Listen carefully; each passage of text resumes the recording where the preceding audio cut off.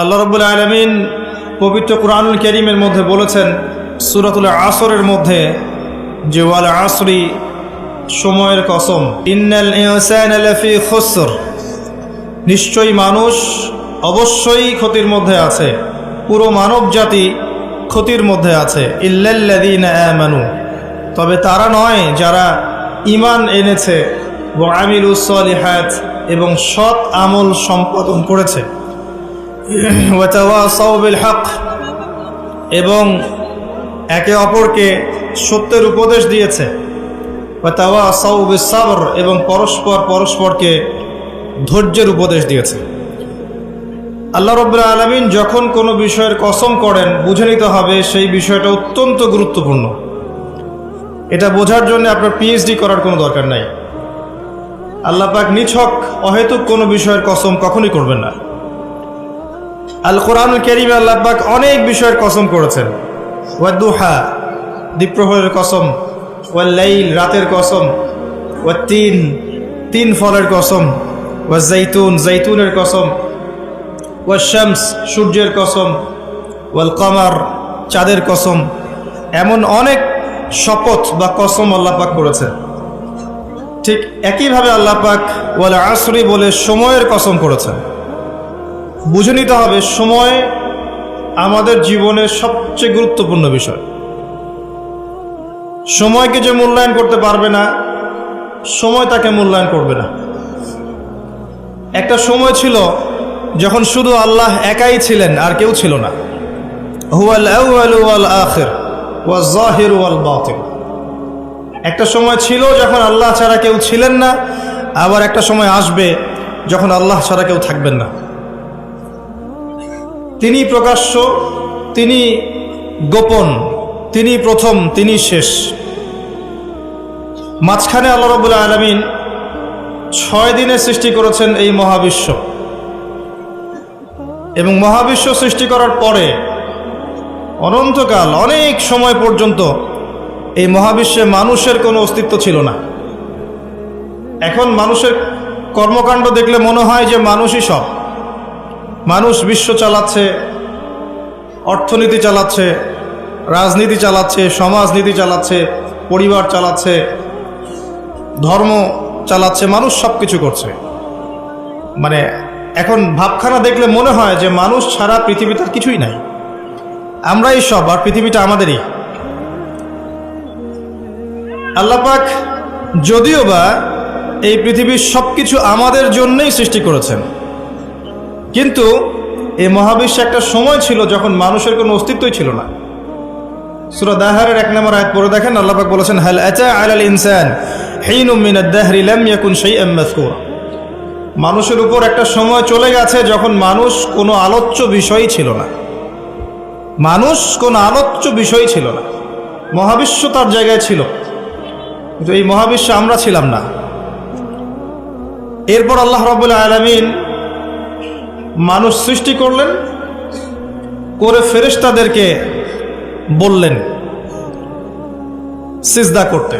তার আগে আল্লাহ পাক যা করেছেন, আল্লাহ পাক ফেরেশতাদেরকে ডেকে বলেছেন যে আমি পৃথিবীতে খলিফা পাঠাতে চাই। ওয়াইয ক্বালা রাব্বুকা লিল মালায়েকা ইন্নী জাঈলুন ফিল আরদি খলিফা, যখন আল্লাহ পাক ফেরেশতাদেরকে বললেন যে নিশ্চয়ই আমি পৃথিবীতে আমার খলিফা পাঠাতে চাই। এই পৃথিবী মানুষের জন্য তখনই হবে যখন আমরা আল্লাহর খলিফার মতো কাজ করব। পৃথিবীতে মানুষের কাজ যদি শয়তানের খলিফার মতো হয়, তাহলে এই পৃথিবী আমার জন্য নয়, এই পৃথিবী আমাকে সময় দিবে না। কথা বোঝা যায়? এই পৃথিবীতে আল্লাহ পাক মানুষকে পাঠানোর আগে ফেরেশতাদেরকে জিজ্ঞাসা করেছিলেন যে আমি পৃথিবীতে খলিফা পাঠাতে চাই। খলিফা কে? খলিফার কাজ কি? খলিফা কি সেই ব্যক্তি যে সারাদিন টিকটক করে? খলিফা কি সেই ব্যক্তি যার নামাজের কোনো খবর নাই? খলিফা কি সেই ব্যক্তি যে রোজাও রাখে না, যাকাতও দেয় না? খলিফা কি সেই যে আল্লাহ বিরোধী আইন করে? খলিফা কি সেই ব্যক্তি যে মুসলিমদেরকে দমন পীড়ন করে, রক্ত ঝরায়? খলিফা কি সে ব্যক্তি যে ব্যক্তি আল্লাহর যাবতীয় আদেশ লঙ্ঘন করে আর নিষেধগুলোর উপর আমল করে? কে খলিফা? আল্লাহ পাক খলিফার সংজ্ঞা দিয়েছেন সূরা সদের মধ্যে। কোন সূরায়? সদ পড়ে দেখেন, শেষের দিকে পাবেন। আল্লাহ পাক বলছেন, ইয়া দাউদ, হে দাউদ আলাইহিস সালাম, ইন্না জাআলনাকা খলিফাতান ফিল আরদ, হে দাউদ, আমি তোমাকে পৃথিবীতে আমার খলিফা করে পাঠিয়েছি। ওই যে আদম আলাইহিস সালামকে আল্লাহ পাক খলিফা করে পাঠিয়েছেন, দাউদ আলাইহিস সালামকেও আল্লাহ পাক বলেছেন, আমি তোমাকে পৃথিবীতে খলিফা করেছি। তোমার কাজ হচ্ছে ফাহকুম বাইনান নাসি বিল হক, তোমার কাজ হচ্ছে পৃথিবীতে তুমি মানুষের মাঝে আল্লাহর বিধান দিয়ে বিচার ফয়সালা করবে, সত্যের মানদণ্ডে ন্যায় বিচার করবে। ওয়ালা তাত্তাবিউল হাওয়া, নিজের প্রবৃত্তির অনুসরণ করবে না। যদি তুমি প্রবৃত্তির অনুসরণ করো, এটা তোমাকে আল্লাহর সরল পথ থেকে বিচ্যুত করে দিবে। আর যারা আল্লাহর সরল পথ থেকে বিচ্যুত হয়, তাদের জন্য অপেক্ষা করছে যন্ত্রণাদায়ক শাস্তি, বিমা নাসু ইয়াউমাল হিসাব, এই কারণে যে তারা হিসাবের দিনটা ভুলে গেছে। খলিফার ফাংশন কি বুঝতে পারলেন? পৃথিবীটা তখনই আমাদের হবে যখন আমরা আল্লাহর খলিফা হতে পারবো। আর আল্লাহর খলিফা কোশ্চিনকালেও আল্লাহর অবাধ্য হয় না, আল্লাহর আদেশ এবং নিষেধকে লঙ্ঘন করে না। আর দাউদ আলাইহিস সালাম এমন একজন নবী ছিলেন যিনি জেরুজালেম থেকে সারা বিশ্ব শাসন করেছিলেন, এবং তার পরবর্তীতে তার সন্তান সুলাইমান আলাইহিস সালাম তিনিও একই কাজই করেছেন। বরং সুলাইমান আলাইহিস সালামের সময় আল্লাহ পাক তাকে এত ক্ষমতা দিয়েছিলেন যে জিনজাতি পর্যন্ত তার আনুগত্য করত। সুবহানাল্লাহ। বাতাস তার কথা শুনত। একটা আরশে তিনি বসতেন, মাসের পর মাস দূরত্ব মুহূর্তেই সফর করত একটা চেয়ার, কুরসি। বাতাসকে আল্লাহ পাক তার অনুগত করে দিয়েছিলেন। আল্লাহ পাক তাকে অন্যান্য প্রাণীর ভাষা বোঝার ক্ষমতা দিয়েছিলেন। আল্লাহ পাক তাকে কি দেন নাই? দুনিয়ার এবং আখিরাতের যাবতীয় নেয়ামত আল্লাহ পাক সুলাইমান আলাইহিস সালামকে দিয়েছেন। সুবহানাল্লাহ। তারপরেও তিনি উদ্ধত অহংকারী ছিলেন না, তিনি বিনয়ী ছিলেন। আর আজকে আমরা যে যেখানেই থাকি না কেন, সামান্য ক্ষমতা পেলেই উদ্ধত হয়ে যায়, অহংকারী হয়ে যায়। আল্লাহ পাক আমাদেরকে অহংকারী চরিত্র থেকে হেফাজত করুন, আমিন। আল্লাহ পাক ফেরেশতাদেরকে জিজ্ঞাসা করেছিলেন এই বিষয়টা। তো ফেরেশতা মণ্ডলী বলেছিলেন, আতাজআলু ফীহা মান ইউফসিদু ফীহা ওয়া ইয়াসফিকুদ দিমা, হে আল্লাহ, আপনি কি এমন কাউকে পৃথিবীতে পাঠাতে চান যে পৃথিবীতে গিয়ে দুইটা কাজ করবে, ফিতনা ছড়াবে আর রক্তপাত ঘটাবে? ফিতনা ছড়াবে এবং রক্তপাত ঘটাবে। পৃথিবীর দিকে তাকিয়ে দেখেন, মানুষ এখন কি কাজ করছে সারা পৃথিবীতে? ফিতনা ছড়াচ্ছে এবং রক্তপাত ঘটাচ্ছে। এগুলোকে জিনজাতি করছে? যাহারাল ফাসাদু ফিল বাররি ওয়াল বাহরি বিমা কাসাবাত আইদিন নাস। আল্লাহ পাক সূরা রুমের মধ্যে বলেছেন, জলে এবং স্থলে যত বিপর্যয় ছড়িয়ে পড়েছে এগুলো মানুষের হাতের কামাই। আপনি আল্লাহর কথা ডিনাই করতে পারবেন না, এটা আল্লাহর কথা। আপনি দেখেন বিশ্বের দিকে এক দেশ আরেক দেশকে যে আক্রমণ করছে, বিশ্বটাকে একটা নিউক্লিয়ার যুদ্ধের দিকে নিয়ে গেছে, এটা কি জিনজাতি করেছে? না। এই নিউক্লিয়ার ওয়েপেন্সগুলো কি মানবতার কল্যাণে কাজ করবে? না। একটা যদি আল্লাহ না করুক বিস্ফোরিত হয়, আর এটা সমূহ সম্ভাবনা আছে যে হতেই পারে আগামীতে, তখন বিশ্বের এই অবস্থা থাকবে? না, কোশ্চিন গেল থাকবে না। আপনি দেখেন অর্থনীতির মধ্যে আমরা যে সুদভিত্তিক অর্থনীতি চালু করেছি, এটা কি জিনজাতি করেছে? না। আর এর মধ্য দিয়ে কি আমাদের কল্যাণ হচ্ছে? না। আমরা সংস্কৃতির নামে যে অশ্লীলতা ছড়িয়ে দিয়েছি, নারী পুরুষের ফ্রি মিক্সিং, বেলাল্লাপনা ছড়িয়েছি, পর্নোগ্রাফি ছড়িয়েছি, মাদকদ্রব্য ছড়িয়ে দিয়েছি, আমরা নারীরা এখন পোশাক পরেও নগ্ন হয়ে ঘুরছে, পুরুষ নারীর পোশাক পরছে, নারী পুরুষের পোশাক পরছে, ফাংশনাল রোল চেঞ্জ হয়ে গেছে। প্রজন্মের পর প্রজন্ম যাচ্ছে, তারা জীবনের উদ্দেশ্য কি জানে না। মাদক, ক্যাসিনো, টিকটক, ফেসবুক, ইউটিউবিং ইত্যাদি ভোগবিলাসে তারা ব্যস্ত আছে। এগুলো কি জিনজাতি করছে? না। ফাসাদ, যত ফাসাদ, গ্লোবাল ফাসাদ, ইকোনমিক ফাসাদ, পলিটিক্যাল ফাসাদ, সামাজিক ফাসাদ, প্রতিটা সেক্টরে, পারিবারিক ফাসাদ, কোনো ক্ষেত্রেই ফাসাদ জিনজাতি ছড়াচ্ছে না। কারা ছড়াচ্ছে? এটা আল্লাহ বলেছেন, যাহারাল ফাসাদু ফিল বাররি ওয়াল বাহরি বিমা কাসাবাত আইদিন নাস। মানুষের ফাসাদ এমন পর্যায়ে পর্যন্ত চলে গেছে যে প্রাকৃতিক ভারসাম্য এখন নষ্ট হয়ে যাচ্ছে। গতকালকের নিউজ দেখবেন যে হিমবাহ এত দ্রুত গলছে, বিগত শতাব্দীর চাইতে 80 গুণ বেশি দ্রুত বরফ গলে যাচ্ছে, এবং এতে 100 কোটি মানুষের জীবন হুমকির মুখে সামনে। এর কারণ হচ্ছে বাতাসে পরিবেশে কার্বন ডাইঅক্সাইড, কার্বন মনোক্সাইড গ্যাসটা বেশি, এবং মিলস অ্যান্ড ফ্যাক্টরিজ, ইন্ডাস্ট্রিজ এগুলোর মধ্য দিয়ে আমরা পরিবেশের ভারসাম্য নষ্ট করে ফেলেছি। কে করেছে? জিনজাতি না, মানবজাতি। সুবহানাল্লাহ। প্রত্যেকটা সেক্টর, জলবায়ু দেখেন, ভৌগোলিক পরিবর্তনগুলো দেখেন, বনভূমি উজাড় করা দেখেন, এই যে জমিনের উপর জুলুম দেখেন, আকাশ নিয়ে এখন যুদ্ধ হচ্ছে, অমুক গ্রহ আমার, এ বলছে না অমুক গ্রহ আমার, মহাকাশ বাহিনী পর্যন্ত গঠন করছে, যত ফাসাদ দেখবেন সব মানুষ করছে। এই কথাটাই ফেরেশতারা বলেছিলেন, আতাজআলু ফীহা মা ইউফসিদু ফীহা ওয়া ইয়াসফিকুদ দিমা। আল্লাহ, আপনি কি এমন কাউকে পৃথিবীতে পাঠাতে চান যারা পৃথিবীতে গিয়ে রক্তপাত ঘটাবে আর ফাসাদ সৃষ্টি করবে?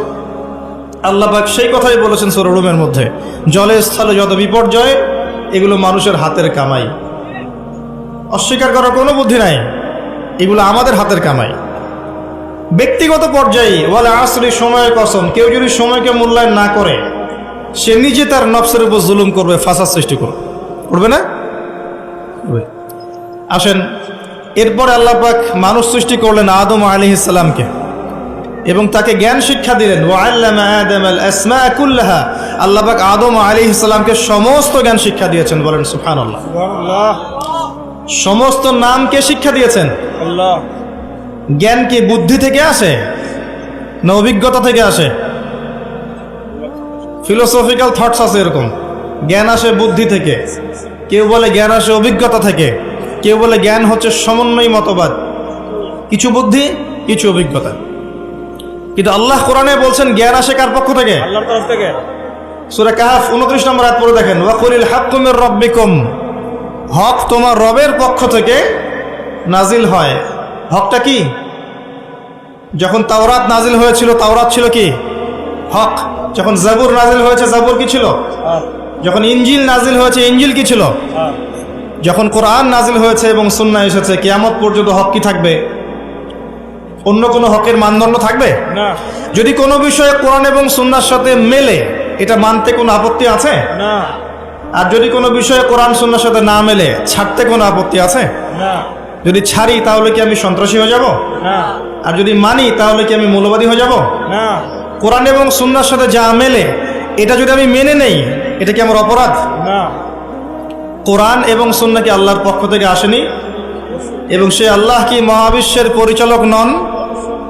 তো যদি আল্লাহর দাসত্ব করি আমি কি অন্যায় কিছু করছি? হ্যাঁ, এই দাসত্ব কেমন হবে?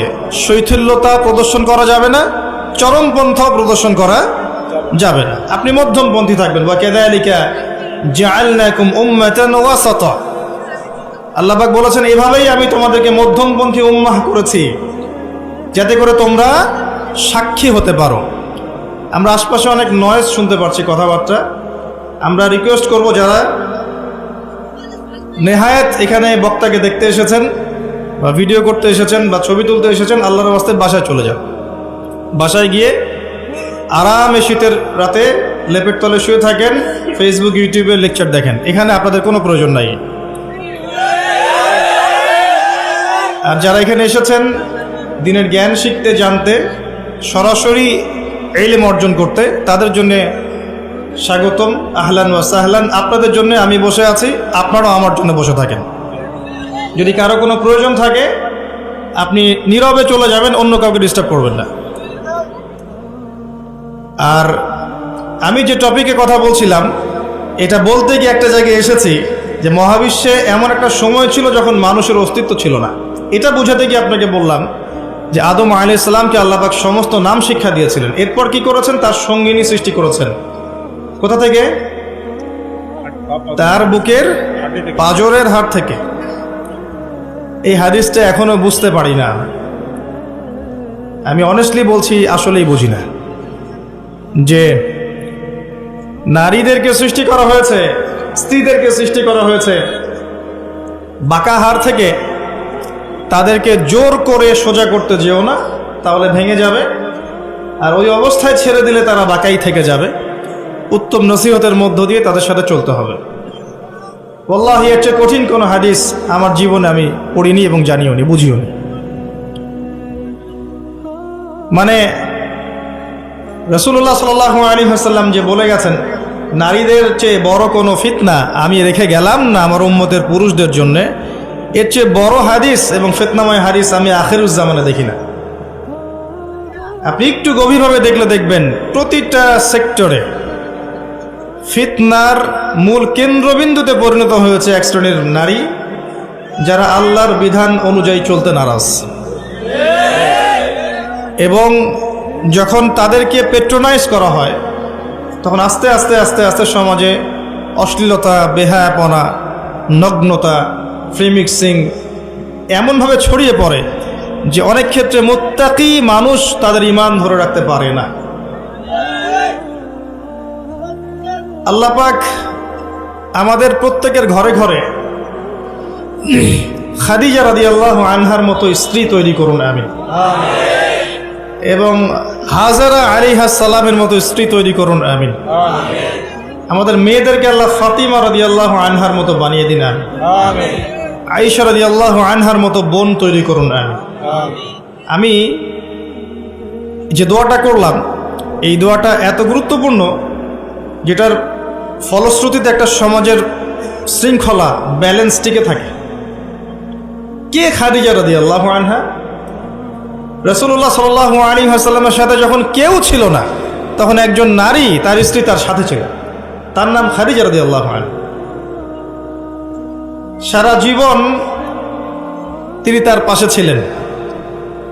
এবং ওই যে গারে হেরায় যখন নবী সাল্লাল্লাহু আলাইহি ওয়াসাল্লাম আল্লাহকে ডাকতেন, গারে হেরা যারা দেখে এসেছেন, হজ করেছেন, একবার ওমরা করেছেন বা গিয়েছেন ওখানে, তারা জানেন যে এটা কত উঁচু। যুবক হয়েও আমরা সেখানে চড়তে হিমশিম খেয়ে যাব। খাদিজা রাদিয়াল্লাহু আনহা সেখানে খাবার পৌঁছে দিতেন, পানি পৌঁছে দিতেন। তার সম্পত্তি, তার সম্মান, তার মর্যাদা, তার ব্যাংক ব্যালেন্স, প্রতিপত্তি সব কিছু তিনি মুহাম্মদ সাল্লাল্লাহু আলাইহি ওয়াসাল্লাম এবং তার দ্বীনের জন্য উৎসর্গ করে দিয়েছেন। খুব কম মানুষকেই জিবরাইল আলাইহিস সালাম সালাম জানিয়েছেন, তার মধ্যে একজন হচ্ছেন খাদিজা রাদিয়াল্লাহু আনহা। নবী করিম সাল্লাল্লাহু আলাইহি ওয়াসাল্লামকে তিনি বলছেন, ইয়া রাসূলুল্লাহ, ওই যে খাদিজা আসছেন, তিনি যখন আসবেন তখন তাকে আমার পক্ষ থেকে সালাম জানাবেন এবং তাকে বলবেন, আল্লাহ আপনার জন্য জান্নাতে এমন একটা ঘর নির্মাণ করেছেন যে ঘরের মধ্যে কোনো কোলাহল নাই, কোনো চিল্লাচিল্লি হইচই কিচ্ছু নাই, সুকুন এবং শান্তি। তো কোথায় সেই যুগ, যে যুগে প্রত্যেক ঘরে ঘরে খাদিজা রাদিয়াল্লাহু আনহা থাকতেন? কে হাজেরা আলাইহিস সালাম? ইব্রাহিম আলাইহিস সালাম তার দুই স্ত্রী সারাহ এবং হাজরা। হাজরা আলাইহিস সালাম এবং ইসমাঈল আলাইহিস সালামকে তিনি রেখে যাচ্ছেন আল্লাহর আদেশে জনমানব শূন্য একটা জায়গায়, এবং তাদের সাথে আছে কিছু খাবার এবং কিছু পানি। রেখে তিনি চলে যাচ্ছেন সেখান থেকে। আর হাজরা আলাইহিস সালাম বলছেন যে, ইয়া ইব্রাহিম আইনা তাযহাব, ইব্রাহিম আপনি কোথায় যাচ্ছেন? ইব্রাহিম আপনি কোথায় যাচ্ছেন? ইব্রাহিম আলাইহিস সালাম নিশ্চুপ, কোনো কথা বলতে পারছেন না, কষ্টে বুকটা ছিঁড়ে যাচ্ছে। ছোট্ট একটা বাচ্চা এবং স্ত্রীকে রেখে যাচ্ছেন জনমানব শূন্য জায়গায়। তখন হাজরা আলাইহিস সালাম বলছেন, আপনি কি আমাদেরকে আল্লাহর আদেশে ছেড়ে যাচ্ছেন ইব্রাহিম?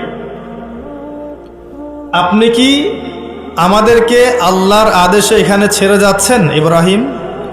ইব্রাহিম আলাইহিস সালাম খালি মাথা নাড়ছেন, না, হ্যাঁ, আল্লাহর আদেশে ছেড়ে যাচ্ছে। তখন হাজরা আলাইহিস সালাম বলছেন, তাহলে আল্লাহ আমাদেরকে কখনো অপদস্থ করবেন না ইনশাআল্লাহ। এই সেই নারী যার কাছে খাবার নেই, পানি নাই, সামান্য কয়েকটা খেজুর, ছোট্ট একটা বাচ্চা, পানির যন্ত্রণায় বাচ্চা কাতরাচ্ছে, তিনি দৌড়াচ্ছেন সাফা থেকে মারওয়া, মারওয়া থেকে সাফা, যদি একটু পানি পান। আল্লাহর কাছে এই দৌড়ানোটা এত ভালো লেগেছে, আল্লাহ বা কিয়ামত পর্যন্ত এটা রেখে দিয়েছেন। সুবহানাল্লাহ। আপনি হজ করতে যাবেন, এই কাজটা না করলে আপনার হজ হবে? এটা কার স্মৃতি?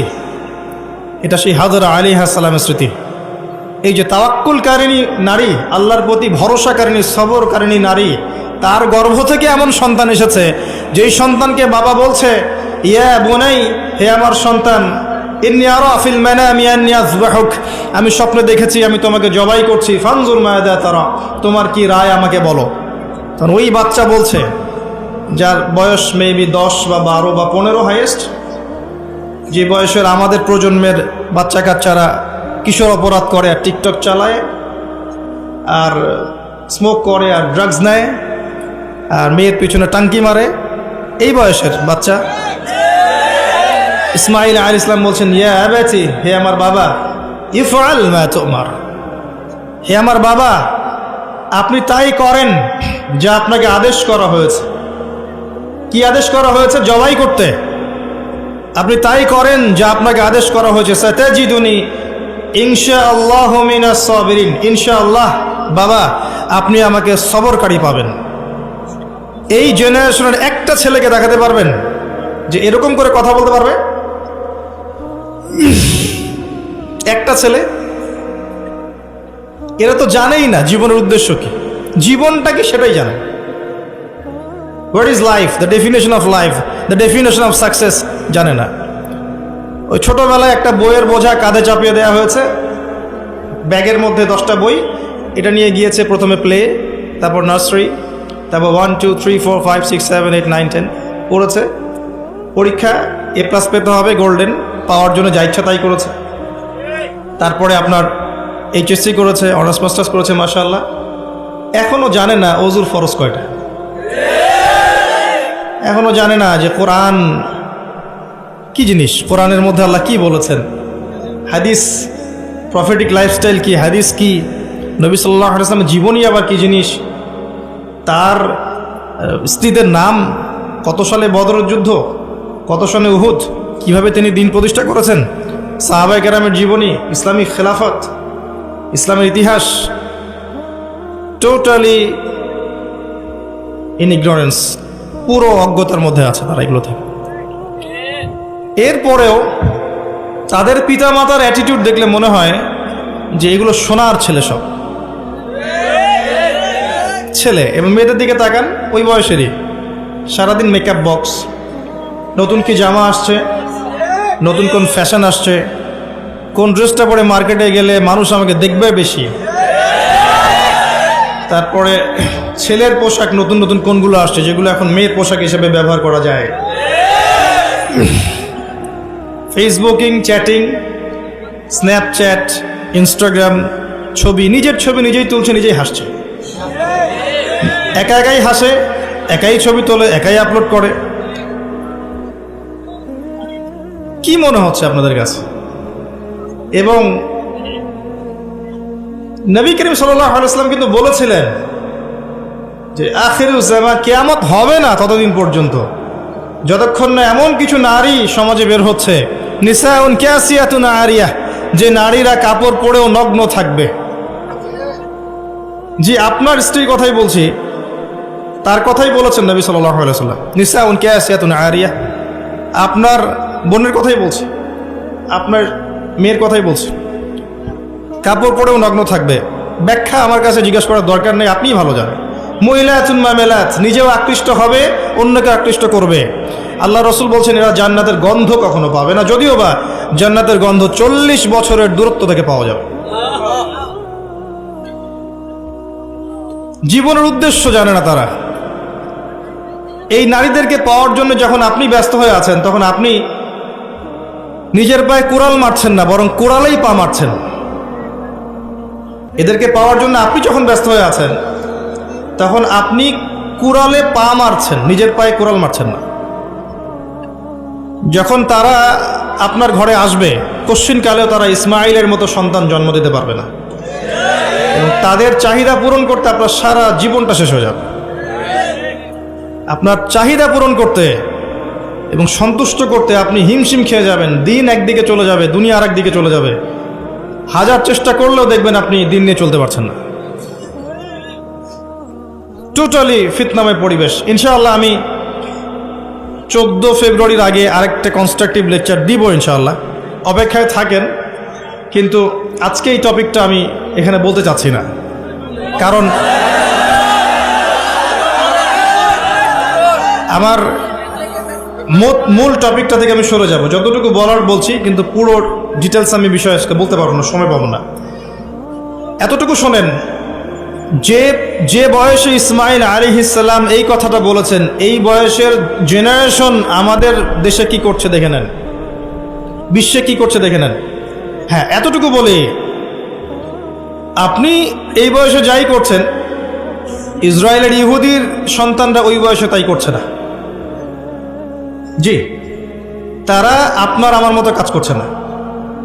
ওরা জানে ওদের উদ্দেশ্য কি, ওরা আমাদেরকে আমাদের উদ্দেশ্য থেকে সরিয়ে দিয়েছে, কিন্তু ওরা জানে ওদের উদ্দেশ্য কি। ওরা চায় বিশ্ব শাসন করতে, এবং তারা সেটা করে দেখাচ্ছে। আর আমরা তো জানি না যে আমরা একটা সিংহের জাতি, বীরের জাতি, সারা বিশ্ব আমরা দাপিয়ে বেরিয়েছি এক সময়, শতাব্দীর পর শতাব্দী। এটা আমাদের যুব সমাজ জানেই না। মনে করিয়ে দেওয়া লাগে খালেদ বিন ওয়ালিদ একজন বীর ছিলেন, উমর ইবনুল খাত্তাব একজন বীর ছিলেন, এগুলো তাদেরকে বোঝানো লাগে, বলে দেওয়া লাগে। আপনি রাস্তায় হাঁটেন এবং এই নর্মাল সোসাইটির ছেলেদেরকে মাইক নিয়ে নিয়ে জিজ্ঞাসা করেন যে উমর রাদিয়াল্লাহু আনহু কত বছর বয়সে ইসলাম কবুল করেছে তুমি জানো? বলবে যে উমর রাদিয়াল্লাহু আনহু কে। দেখবেন যে দেশের কথা জিজ্ঞাসা করেন, স্বাধীনতা দিবস কবে, ভাষা দিবস কবে, জিজ্ঞাসা করেন আন্তর্জাতিক মাতৃভাষা দিবস কবে, হিউজ অ্যামাউন্ট অফ পিপল আছে বাংলাদেশে, বলতে পারবে না কোন দেশে, সিরিয়াসলি বলতে পারবে না। ইংলিশ মিডিয়াম ব্যাকগ্রাউন্ডের প্রচুর সন্তান আছে, আর এটা আমার চেয়ে ভালো আপনি জানেন না, আমরা এই ব্যাকগ্রাউন্ড থেকে উঠে আসছি। ইংলিশ মিডিয়াম ব্যাকগ্রাউন্ডের অনেক বাচ্চা আছে, দেশের ঐতিহ্য সংস্কৃতি সম্পর্কে যারা পরিমাণ খবর রাখে না। কই, তাদের বিরুদ্ধে তো কখনো মিডিয়া তেরে আসে না? আসে? মাদ্রাসায় তেরে আসবে, মাদ্রাসায় গিয়ে জিজ্ঞাসা করবে জাতীয় সঙ্গীতের 10 লাইন বলতে পারো? এই জাতীয় সঙ্গীতের 10 লাইন অনেক ইংলিশ মিডিয়ামের বাচ্চাও পারে না। কই, ওটা নিয়ে রিপোর্ট তো করেন নাই। তো আমাদের ডাবল স্ট্যান্ডার্ড আছে। আমি একটা কথা বলতে চাচ্ছি যে আমাদের প্রজন্ম না দেশ, না ইতিহাস, না সংস্কৃতি, না ইসলাম, কোনো কিছুর খবর রাখে না এই প্রজন্ম এখন। এদেরকে দিয়ে আল্লাহ না করুক যদি আগামীতে কখনো আবার দেখেন যে কোনো রাষ্ট্রীয় কোনো কাজে এদেরকে এগিয়ে আসতে হবে, আপনি সত্যি মনে করেন এই জেনারেশন এগিয়ে আসবে? কখনো আসবে না। এরা কি 1971 সালে আমাদের বাপদাদাদের মতো সাহসী, তাদের মতো ফিজিক্যালি স্ট্রং, মেন্টালি স্ট্রং, জীবনের উদ্দেশ্য সম্পর্কে সচেতন? কখনো না। হানাদার বাহিনীর আক্রমণে যেভাবে বীর বিক্রমে যুদ্ধ করেছিলেন আমাদের বাপদাদারা, এখনকার জেনারেশন এটা করতে পারবে মনে করছেন? তো গাঁজা খেতে খেতেই শেষ, ইয়াবা, পেনসিডিল এগুলো খেতেই শেষ। একটা টিকটক ভিডিওর জন্য প্রতিবন্ধী হয়ে যাচ্ছে। মানে কি করছে মাথায় ঢোকে না, কি করছে, মানে কি পায় এগুলোতে আল্লাহ ভালো জানেন। একটা ভিডিও করার জন্য কি করছে, মানে আমি দেখলাম মোটরসাইকেলে রেস করছে, ভিডিওটা থেকে গেছে, কিন্তু ওই রেসের মধ্যে সে স্পট ডেটে মারাও গেছে। এমন এমন অ্যাঙ্গেল থেকে ভিডিও করতে চাচ্ছে যেখান থেকে পড়ে মারা যাচ্ছে। মানে একটা আয়াত মনে পড়ে, এই আয়াতটাই মনে পড়ে এই বিষয়গুলো দেখলে। আর এই সময়গুলো কিন্তু খুব দ্রুত এসেছে। বিগত 10-20 বছরে কিন্তু এমন ছিল না, খেয়াল করে দেখেছেন? বিগত 20 বছরে কিন্তু এমন ছিল না, এই প্রজন্মগুলো ছিল না। এবং সময় খুব দ্রুত পরিবর্তন হচ্ছে। আল্লাহ ভালো জানেন আমাদের বাচ্চাদের না জানে কি হবে, আল্লাহু আ'লাম তাদের যে কি হবে আল্লাহ ভালো জানেন। আমার তো মনে হয় ওদের ব্রেইন পর্যন্ত কন্ট্রোল করা হবে। এমনভাবে ব্রেইন ওয়াশ করে দিয়েছে যে দেখবেন পাবলিক লাইফ আর প্রাইভেট লাইফের পার্থক্য বোঝে না। একটা জিনিস প্রাইভেট, ওটাকে পাবলিক করে ফেলবে, নিজেই করে দিবে, মানুষ করবে না। নিজে কি করছে না করছে প্রত্যেকটা মুহূর্ত তাকে মানুষকে জানাতে হবে। এই যে আমি এখন বাথরুমে গেলাম, এই যে আমি এখন বের হলাম, আমি এখন ওযু করছি, আমি এখন এটা করছি। একটা অসুস্থ জেনারেশন, একটা মানসিক বুদ্ধিবৃত্তিক প্রতিবন্ধী একটা জেনারেশন তৈরি হয়েছে, আমাদের অগোচরেই হয়েছে। আর আমরা এদেরকে লাই দিয়েছি ছোট আছে, এরা নাক চিপলে দুধ বের হয়, ছোট আছে বলে বলে। আচ্ছা ইসমাইলের দিকে তাকান, তিনি তার বাবাকে বলছেন, ইয়া আবাতি ফাআল মা তু'মার, হে আমার বাবা আপনি তাই করেন যা আল্লাহ আপনাকে আদেশ করেছেন, সাতাজিদুনি ইনশাআল্লাহু মিনাস সাবিরিন, ইনশাআল্লাহ আপনি আমাকে ধৈর্যশীল পাবেন। আর এই সন্তান জন্ম দিয়েছেন ওই হাজরা আলাইহিস সালাম। না আছে পরিবারে ইব্রাহিমের মতো কর্তা, না আছে পরিবারে হাজরা আলাইহিস সালামের মতো মা, আর না আছে ইসমাইলের মতো সন্তান। এই জেনারেশনকে দিয়ে আপনি কিভাবে চলবেন? জাতির সামনে খারাপ সময় অপেক্ষা করছে। একটাই উপায় আছে, অনলি একটা রাস্তা খোলা আছে। কিছু মানুষ মিশন নিয়ে নিয়েছে যে এই জেনারেশনগুলোকে ধ্বংস করে ফেলার। একটাই অপশন আছে, এদেরকে আল্লাহর দিকে নিয়ে আসতে হবে, আদারওয়াইজ এদেরকে বাঁচানোর কোনো বুদ্ধি নাই। ছোট ছোট বাচ্চা দেখবেন, 14-15 বছরের বাচ্চা ধর্ষণ করছে, কেস খাচ্ছে, চাইল্ড অ্যাবিউজ করছে। এক ধর্ষকের ব্যাপারে সেদিন দেখলাম এমন পলিসি অবলম্বন করেছে যে রেপের পর রেপ করে যাবে, কিন্তু যাকে রেপ করা হবে সে প্রেগনেন্ট হবে না, সে এমন ব্যবস্থা গ্রহণ করেছে। কি পরিমাণ মানুষের অধঃপতন চিন্তা করে দেখেন। ছোট ছোট বাচ্চাগুলো দেখবেন কিশোর অপরাধ করছে, কিশোর গ্যাং তৈরি করেছে। ছোট ছোট বাচ্চা বিভিন্ন মুভিজ দেখছে, অপসংস্কৃতিগুলো দেখে দেখে শিখছে। এগুলো তো এমনি এমনি আসেনি, কারো না কারো দেখে তো শিখেছে, হয় বই পড়ে শিখেছে, না হলে কোনো কিছু দেখে শিখেছে। আর বই তো এরা পড়ছে না, নিশ্চয়ই কিছু দেখে শিখেছে, বিভিন্ন প্রোগ্রাম দেখে এগুলো শিখেছে। ছোট ছোট কিশোর গ্যাং, এক গ্যাংয়ের লিডার আছে, আর গ্যাংয়ের লিডার আছে। প্রশাসন হিমশিম খাচ্ছে এগুলো ডিল করতে। আমি মাঝে মাঝে চিন্তা করি কিভাবে যে প্রশাসন এগুলো ডিল করে, এত ঠান্ডা মাথায় কিভাবে ডিল করা সম্ভব, এত অপরাধ কিভাবে দমন করা সম্ভব। যতক্ষণ মানুষ ভালো না হবে কোশ্চিনকালেও কখনো সমাজ ভালো হয় না। আর মানুষ যতক্ষণ বদলাচ্ছে না, আপনি উপরের লেভেলের কখনো পরিবর্তন আশা করতে পারেন না। আমাদেরকে নিয়েই সব কিছু, মানুষই সব, আমাদেরকে নিয়েই সব কিছু। আমরা ভালো না হলে কোশ্চিনকালে উপরের লেভেলে মানুষ ভালো হবে না। তারা আকাশ থেকে টপকায়নি, আমাদের মধ্য থেকে উঠেছে। এই জেনারেশনকে তাকান, খুবই হৃদয় বিদারকভাবে কথাগুলো বলছে। এর ছেলেদের অবস্থা এমন। আরও কিছু গেমস আছে, অনলাইন গেমস দেখবেন, বিভিন্ন গেমস, মুভিজ, কালচার্স, এগুলোতে এত এডিক্টেড, মানে 5 বার মুয়াজ্জিন ডাকছে হাইয়া আলা সালাহ, কানেই যায় না। নামাজ কি জিনিস, মানে কখনো কখনো দেখা যায় এই টাকা নেয়ার জন্যে, এই গেমসের টাকা নেয়ার জন্যে, বা যে ছোটোখাটো নেশাগুলো করে এগুলো টাকা নেয়ার জন্যে চুরি করতে, ডাকাতি করতে, কাউকে হত্যা করতে, পিতামাতার অবাধ্য হতে, এমনকি পিতামাতাকে খুন করতে পর্যন্ত দ্বিধা করছে না। কত ঘটনা আছে, এগুলো এক্সাম্পল দেওয়ার দরকার নেই আমার, আপনারা জানেন, পেপার পত্রিকা খুললেই দেখা যায় এগুলা। আমরা যেন জেনেও না জানার ভান করছি, দেখেও না দেখার ভান করছি। তা আমাদের বাচ্চারা এভাবে নষ্ট হয়ে যাচ্ছে। আর এই জেনারেশনের মেয়েদের দিকে তাকানো, যে বললাম,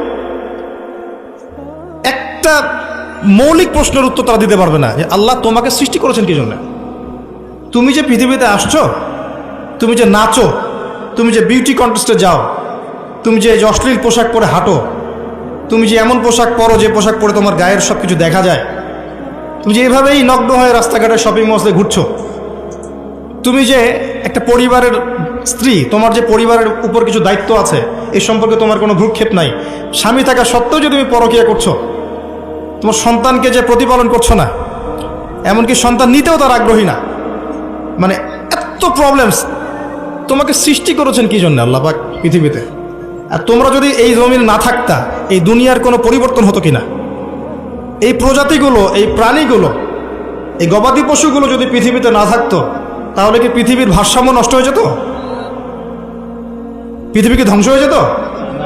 আল্লাহ পাক সৃষ্টি করেছেন কেন, এই উত্তরটুকু জিজ্ঞাসা করেন। নিজেও নিজেকে জিজ্ঞাসা করেন, আপনার ছোট ভাইকে জিজ্ঞাসা করেন, এই ইয়াং জেনারেশনকে জিজ্ঞাসা করেন, এবং মেয়েদেরকে জিজ্ঞাসা করেন যে আল্লাহ তোমাকে সৃষ্টি করেছেন কেন, বলো তো? এই পৃথিবীতে তুমি আছো কি জন্যে? মানে আমরা যে পৃথিবীতে আছি, আমরা সবাই, আমরা না থাকলে পৃথিবীর কি ক্ষতি হবে সেটা আমাকে বলেন। এক সময় কি আমরা ছিলাম?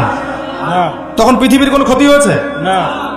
এক সময় যে আমরা থাকবো না, তখন কি পৃথিবী থেমে থাকবে? না। মাঝখানের এই সময়টা আমরা কি জন্য আসছি পৃথিবীতে? এই মৌলিক একটা প্রশ্নের উত্তর, এর উত্তর খুঁজে পায় সে আল্লাহর কাছে চলে আসবে ইনশাআল্লাহ।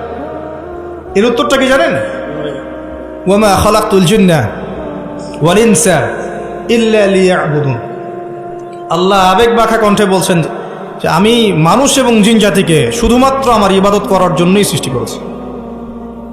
এটা আপনার পৃথিবীতে থাকার উদ্দেশ্য। আল্লাহ পাক এমনি এমনি খাওয়াচ্ছেন, এমনি এমনি পড়াচ্ছেন, শ্বাস নিচ্ছি আমরা, এমনি এমনি আল্লাহ পাক পরিবার দিয়েছেন, স্ত্রী সন্তান সব দিয়েছেন, ব্যবসা বাণিজ্য দিয়েছেন, এমনি সব কিছু আল্লাহ পাক এমনি আমাদেরকে ছেড়ে দিবেন? সূরা কিয়ামত শেষের দিকে আছে, মানুষ কি ভেবেছে তাকে এমনি ছেড়ে দেওয়া হবে? মানুষ কি ভেবেছে তাকে এমনি ছেড়ে দেওয়া হবে? সূরা আনকাবুতের দিকেও আছে, প্রথমের দিকে, তোমরা কি ভেবেছো এমনি এমনি ছেড়ে দেওয়া হবে?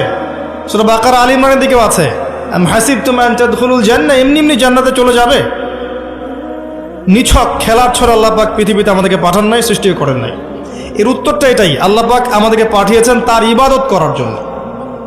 এটাই আমি বলতে চাচ্ছিলাম যে আল্লাহ রাব্বুল আলামিন মানুষকে পৃথিবীতে পাঠিয়েছেন। এর আগে পৃথিবীতে এমন সময় চলে গেছে মহাবিশ্বে মানুষের অস্তিত্ব ছিল না। আল্লাহ পাক নাম শিখিয়েছেন, আল্লাহ পাক তার সঙ্গিনী সৃষ্টি করেছেন, এরপর জান্নাতে রেখেছেন এবং ফেরেশতাদেরকে দিয়ে সেজদা পর্যন্ত করিয়েছেন। আমাদেরকে আল্লাহ পাক সেজদা করিয়েছেন ফেরেশতাদেরকে দিয়ে। সুবহানাল্লাহ।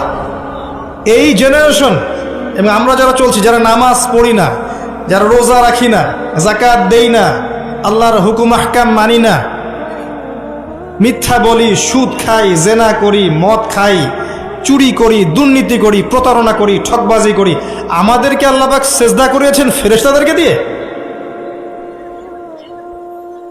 সাউন্ড ক্রেজি না? এটা আসলে উদ্ভট মনে হচ্ছে না কথাটা? কোন মানুষরা এটার যোগ্য? এই মানুষরা কি সেই এটার যোগ্য? আল্লাহ পাক জান্নাতে রেখে পরীক্ষা করেছেন, এরপর দুনিয়াতে যখন পাঠিয়েছেন তখন দুই দলকে পার্থক্য করে দিয়েছেন।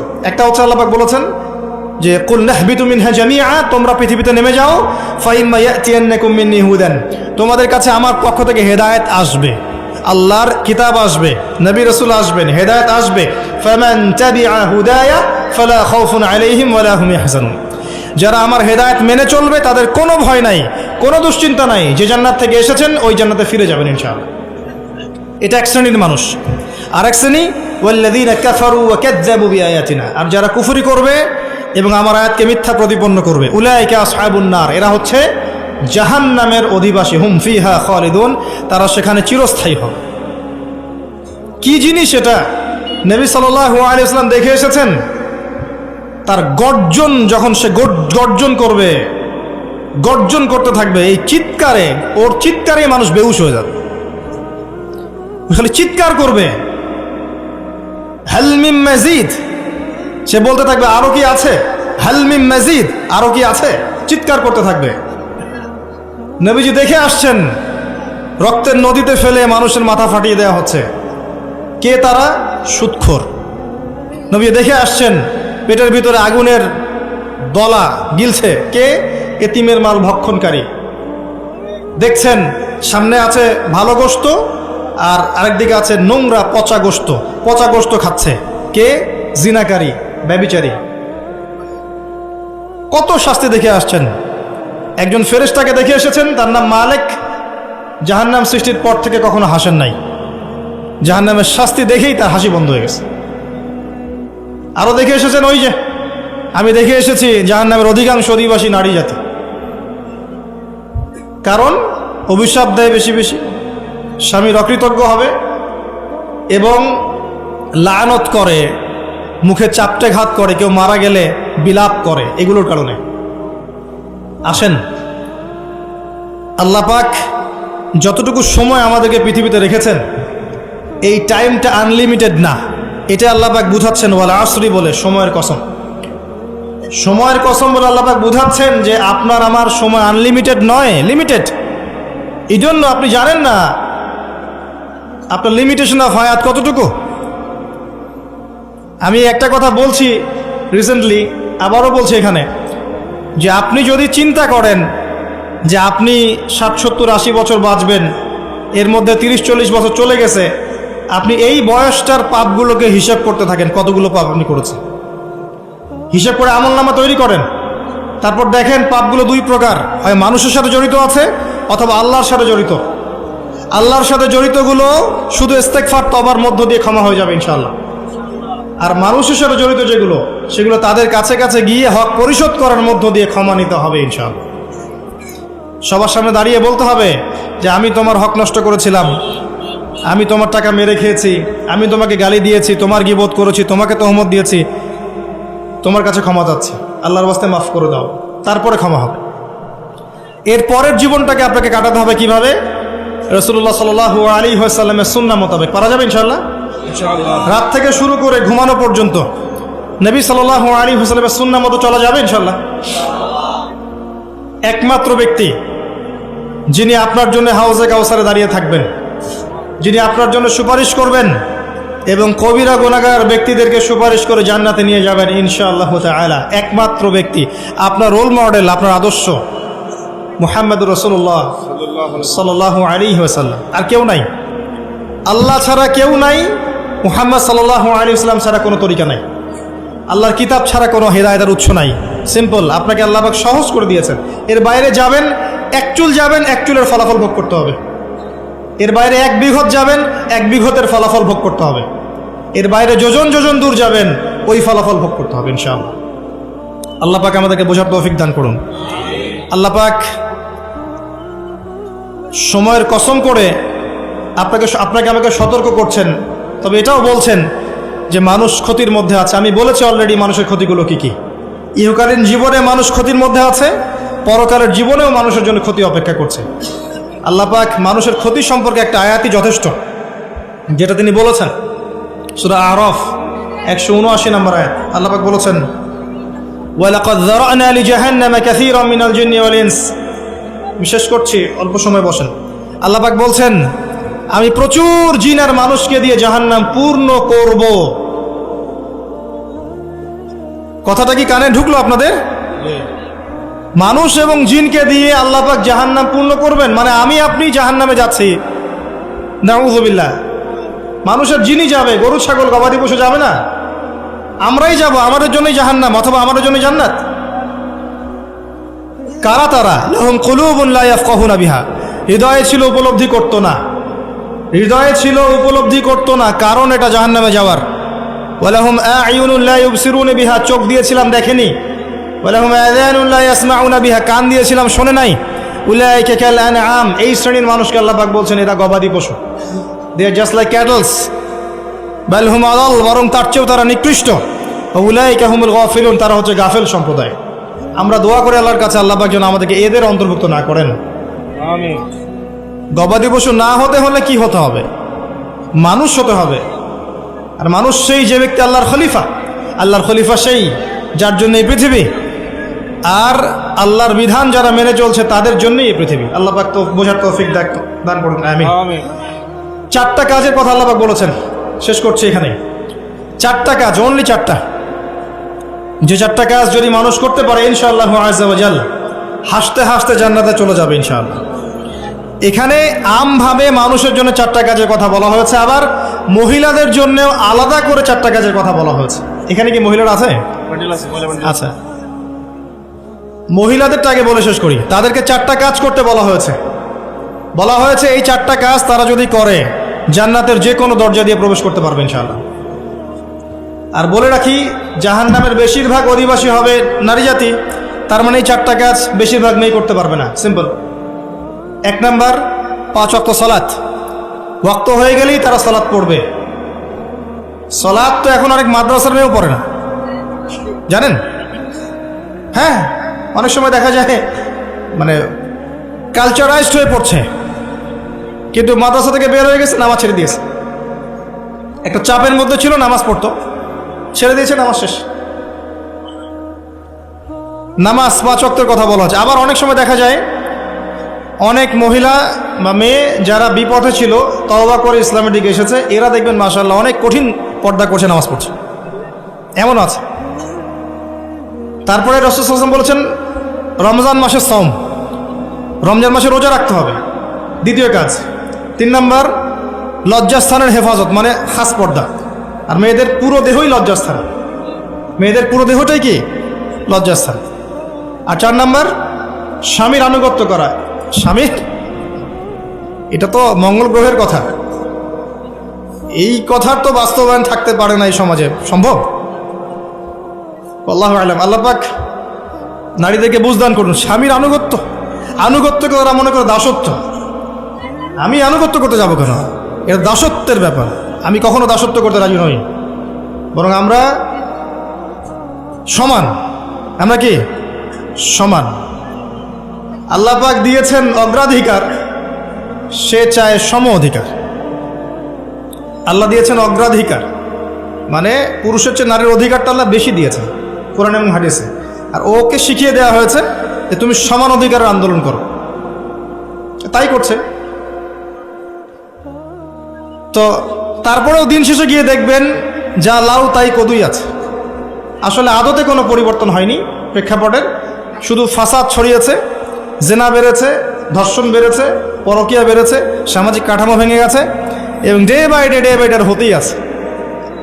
রাত এখন আর রাত নাই, রাত দিন হয়ে গেছে। আবার দিনও এখন দিন নাই, দিন আবার রাতের পোশাক করছে। আর রাত যখন রাত থাকে না, দিন যখন দিন থাকে না, তখন দিন কি করে?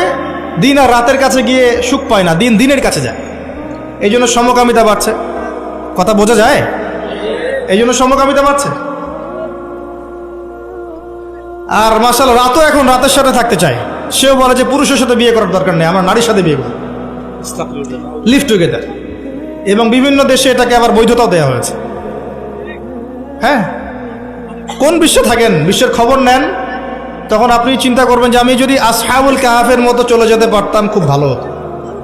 আপনি যদি প্রেক্ষাপট সত্যি বুঝতে পারেন, তখন মনটা চাবে যদি কেউ আমাকে পাহাড়ের কোনায় একটু জায়গা দিত, আর 2 বেলা খাবারের ব্যবস্থা আমার থাকতো, আমার সাথে আর অল্প কিছু মানুষ থাকতো, আমরা টোটালি সমাজ থেকে আলাদা, ওখানে আমরা চাষবাস করছি, খাচ্ছি যাচ্ছি, 5 ওয়াক্ত আজান হচ্ছে, নামাজ হচ্ছে, শান্তি শৃঙ্খলার সাথে এখানে বসবাস করছি, ওখানে মারা যাচ্ছি, এই ফিতনার মধ্যে আসছি না। মনে হতো এটি অনেক ভালো, হাজার গুণে। দরকার নাই আমার সিভিলাইজড হওয়ার। এই হাদিসটা নবী সাল্লাল্লাহু আলাইহি ওয়াসাল্লাম বলেছেন। কিন্তু আখিরুজ জামানে এমন একটা ফিতনার সময় আসবে যখন মুমিনের জন্য কিছু সম্পদ হবে, শ্রেষ্ঠ সম্পদ হবে, কিছু গবাদি পশু, কিছু গরু, কিছু ছাগল, যেগুলো নিয়ে সে পাহাড়ি এলাকায় চলে যাবে, সেখানে একা একা থাকা শুরু করবে, সে তার দিন নিয়ে পালিয়ে যাবে ফিতনা থেকে। এগুলো হাদিসেও আছে। আসহাবুল কাহফ এটাই করেছিলেন। যাই হোক, তবে শুরুতে এটা করতে যাওয়া বুদ্ধিমানের কাজ না, কারণ আগে আপনাকে ঈমান লালন করতে হবে, ঈমানের দাওয়াত দিতে হবে, প্রচার প্রসার করতে হবে, বিপদ আপদ বালা মুসিবত আসলে সবর করতে হবে, পরিস্থিতি পরিবর্তনের চেষ্টা করতে হবে। দেন যদি দেখেন যে কোনোভাবেই কোনো কাজ হচ্ছে না, আস্তে আস্তে করে ফিতনা থেকে ডিসকানেক্টেড হয়ে যায়। আমর ইবনে আস রাদিয়াল্লাহু আনহু বলছেন, ইয়া রাসূলুল্লাহ, ফিতনার সময় কিভাবে চলবো? নবী সাল্লাল্লাহু আলাইহি ওয়াসাল্লাম বলছেন, কম কথা বলবা, কথা একদম কম বলবা। তারপর কি করবো ইয়া রাসূলুল্লাহ? ঘরে থাকবা, প্রয়োজনে বেরি হবে না বাইরে। ঘরে থাকবা, দরজা লাগিয়ে দিয়ে, বিনা প্রয়োজনে বেরি হবে না বাইরে। আর কি ইয়া রাসূলুল্লাহ? বেশি বেশি তোমার গুনাহের জন্য কান্নাকাটি করবে, ইনশাআল্লাহ তুমি সফল হয়ে যাবে। এসব অপশন নাই আপনার সামনে এখন। আসেন, 4টা কাজ করতে বলেছেন। নারীতে 4টা কাজ বললাম, নামাজ 5 ওয়াক্ত, সওম, একটা কি বললাম, লজ্জাস্থানে হেফাজত, খাস পর্দা, এবং 4 নম্বর হচ্ছে স্বামীর আনুগত্য। আর খাস পর্দা বলতে আমি ডিজিটাল বোরখা বুঝাইনি। এমন বোরখা পরে যদি গায়ের অঙ্গ প্রত্যঙ্গ বোঝা যায়, বোরখা পরেও যদি গায়ের অঙ্গ প্রত্যঙ্গ বোঝা যায়, কাঠামো বোঝা যায়, ওই বোরখাটা আগে পুড়িয়ে ফেলবেন। আচ্ছা, এরপর সবার জন্য 4টা কাজ আল্লাহ পাক বলেছেন। ঈমান 1 নম্বর কি? ঈমান। 2 নম্বর আমলে সালেহ। 3 নম্বর হকের দাওয়াত। 4 নম্বর সবর। ঈমান 6 পিলার। কয় পিলার? আল্লাহ বিশ্বাস, তারপরে বলেন ফেরেশতাগণে বিশ্বাস, নবী রাসূলগণে বিশ্বাস, আসমানি কিতাব সমূহে বিশ্বাস, পরকালে বিশ্বাস, তাকদীরের ভালো মন্দে বিশ্বাস। 6টা। আমানতু বিল্লাহ ওয়া মালাইকাতিহি ওয়া কুতুবিহি ওয়া রুসুলিহি ওয়াল ইয়াউমিল আখির ওয়াল কদরি খাইরিহি ওয়া শাররিহি। এই 6টাকে 3টা কাজ করতে হবে। 1 নাম্বার তাসদীক বিল জিনান, হৃদয় থেকে বিশ্বাস করা। ইকরার বিল লিসান, আপনাকে মৌখিক স্বীকৃতি প্রদান করতে হবে। আর 3 নাম্বার হচ্ছে আমাল বিল আরকান, কাজে বাস্তবায়ন করতে হবে। এই 3টা কাজ। এই ঈমান লালন করার পরে আমল সালেহ। আমল সালেহ কি? এক কথায় উত্তর, আল্লাহ পাক কোরআনে যা করতে বলেছেন করলে আমল সালেহ। বোঝা যায়? আল্লাহ পাক কোরআনে যা করতে বলেছেন করার নাম কি? আমল সালেহ। যেমন সালাত, সিয়াম, যাকাত, হজ, উমরা ইত্যাদি। আল্লাহ পাক কোরআনে যা করতে নিষেধ করেছেন সেটা না করাও হচ্ছে আমলে সালেহ। সুদ না খাওয়া আমলে সালেহ, ঘুষ না দেওয়া আমলে সালেহ, দুর্নীতি না করা আমলে সালেহ, চুরি না করা আমলে সালেহ। যা করতে বলেন নাই সেটা না করাও কি আমলে সালেহ। একইভাবে হাদিসের মধ্যে রাসূল সাল্লাল্লাহু আলাইহি ওয়াসাল্লাম যা করতে বলেছেন তার করার নাম কি আমলে সালেহ। যা করতে বলেন নাই সেটা ছেড়ে দেওয়ার নাম আমলে সালেহ। এরপরে হকের দাওয়াত।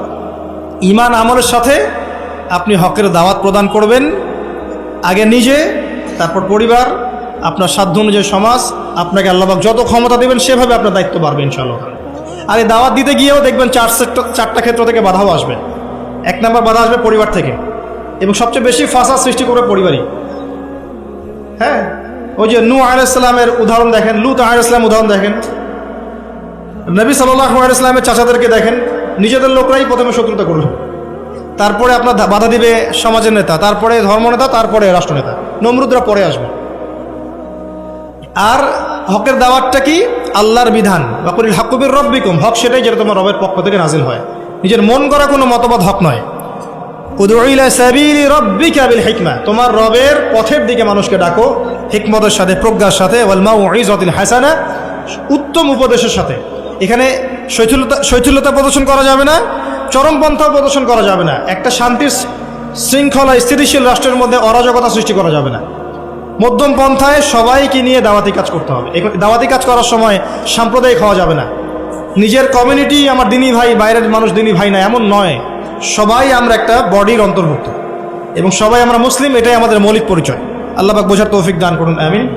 এবং সবর, যখন হকের দাওয়াত দিতে মাঠে নামবেন তখন সবরের প্রশ্ন উঠবে। যদি দাওয়াত দিয়ে আপনার উপরে কোনো বিপদ আপদ বালা মুসিবত না আসে, তাহলে বুঝে নেবেন যে সেটা এমন দাওয়াত যেটা হচ্ছে প্রোটেস্ট্যান্ট ভার্সন অফ ইসলাম। মানে যে ইসলাম ফলো করলে ইসলামের ওই যে দুশ্মনদের কোনো সমস্যা নেই, সেই ইসলাম ফলো করছেন আপনি। এখানে সবর তখনই আসবে যখন আপনি হকের উপর থাকবেন।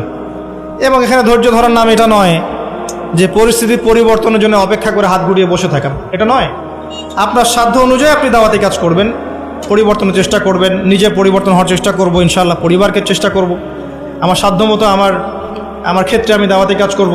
দাওয়াতি কাজ করার সময় আমি সবার প্রতি সহানুভূতিশীল থাকব এবং নরম থাকব, কারো প্রতি কঠোর, কর্কশ, রূঢ় এবং ইসলামের নামে কোনো আজে বাজে মতবাদ, উগ্র কোনো মতবাদ, চরমপন্থী কোনো মতবাদ ছড়াবো না। ইসলাম শান্তির ধর্ম, শান্তি প্রতিষ্ঠা হবে ইসলাম দ্বারাই। ইসলামের শান্তি দেখে অমুসলিমরা দেখবেন ইসলামের পথে চলে আসছে ইনশাআল্লাহ। আল্লাহ পাক আমাদের সবাইকে বিষয়গুলো বোঝার তৌফিক দান করুন, আমিন।